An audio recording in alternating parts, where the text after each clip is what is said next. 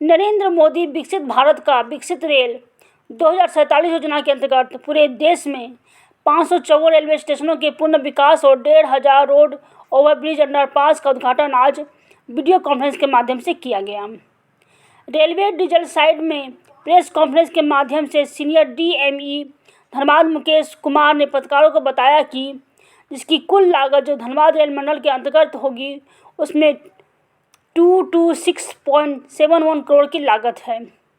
इसी क्रम में Jaynagar Patratu railway diesel colony सांकुल और टोकी सूद रेलवे स्टेशन छापर के समीप के अंडरपास रेलवे पुल का उद्घाटन वीडियो कॉन्फ्रेंस के माध्यम से किया गया, जिसकी लागत लगभग 8 करोड़ है।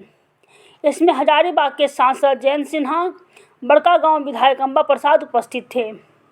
इस मौके पर senior DM Dhanbad Mukesh Kumar, senior DME coordination Pradeep Kumar, senior DME diesel Omkar Singh, DME Sudhanshu Malik, DME Shashi Bhushan Singh, ADN Paramanand Kumar, ESE RKU के सचिव अजित कुमार सहित कई अधिकारी के साथ साथ हजारों ग्रामीण मौजूद थे।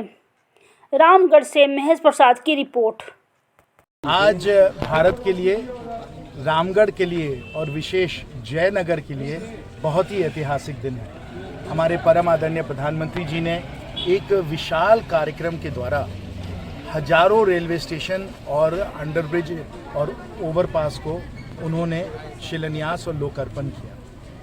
जो लाखों करोड़ पैसे हम लोग बजट के द्वारा दिल्ली से क्षेत्र में भेजते हैं, रेलवे को भेजते हैं, उसका जीवित उदाहरण यहाँ हम लोग जयनगर में खड़े होकर देख रहे हैं।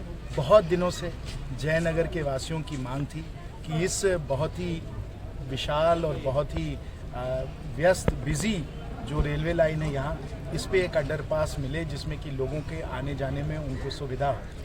बहुत दिन की ये मांग अब पूरी हुई और इस अंडरपास का लोकार्पण माननीय प्रधानमंत्री जी ने किया आज।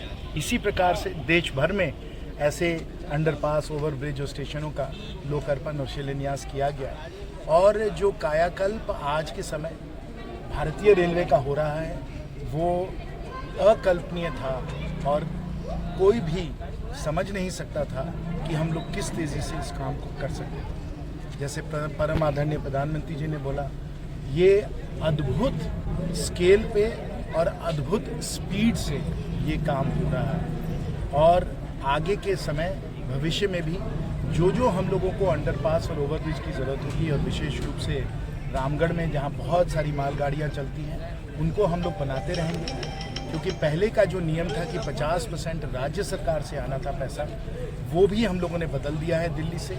अब अंडरपास और ओवरब्रिज का काम जो है 100% इसका पैसा केंद्र सरकार ही देगी और आपको मालूम है कि केंद्र सरकार माननीय प्रधानमंत्री जी के नेतृत्व में किस तेज़ी से और किस स्केल से काम करती है। और इसीलिए पतरातू में जो ओवरब्रिज बनाना था उसका भी सैंक्शन हो गया है, उसका नक्शा वक्शा बन रहा है, उसका टेंडर चल रहा है और वो भी बड़ी तेज़ी से बन जाएगा। और अलग अलग जो हम लोगों को अंडरपास ओवरब्रिज बनाने हैं जैसे गोला का भी, उसको भी हम लोग तेज़ी से बनाएंगे। तो ओवरब्रिज, अंडरपास, ये सब की तो सुविधाएं मिल रही हैं, लेकिन साथ साथ अनेकों ट्रेन को भी हम लोग ला रहे हैं। ट्रेनों का ठहराव हो रहा है।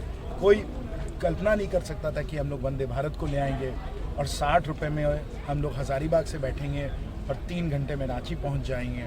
बरही में 75 रुपये में हम लोग रांची पहुंच जाएंगे 3.5 घंटे में। ये सब अकल्पनीय था, लेकिन जब तक मोदी जी हैं तो मुमकिन। सर, गरीब रथ के बारे में एक बार बहुत पहले आपको दिया गया था सर, क्या ठहराव पतरातू में? गरीब रथ के लिए हमने अनुशंसा करके भेजा हुआ है रेलवे बोर्ड को। उन लोगों का जो है हिसाब किताब चलता है और वो लोग फिर देखेंगे आगे कि गरीब रथ को यहाँ हम लोग रुकवा सकते हैं कि नहीं रुकवा सकते हैं। लेकिन आप सबको मालूम है कि लंबी दूरी की ट्रेन के लिए हम लगे हुए हैं, चाहे वो बड़कागाना से हो या हजारीबाग हो।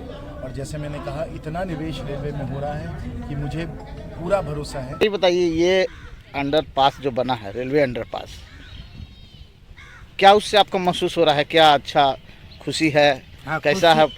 खुशी ये है जो माने एक्सीडेंट जो होता था, हरदम गाड़ी लाइन लगल रहता था, जब ट्रेन आता था तो गेट बंद रहता था। तो अब तो नहीं हो रहा है, अब तो गाड़ी आ जा रहा है। हाँ, कि और दिक्कत किसी को कुछ अनुभव नहीं इसमें अब होगा, अब तो नीचे से पास कर जाएगा लोग। हाँ अच्छा, यानी गांव में खुशी इस बात का है ना? कोई दिक्कत भी इससे है कभी? नहीं, कोई दिक्कत नहीं, हम लोग का दिक्कत है। अच्छा अच्छा।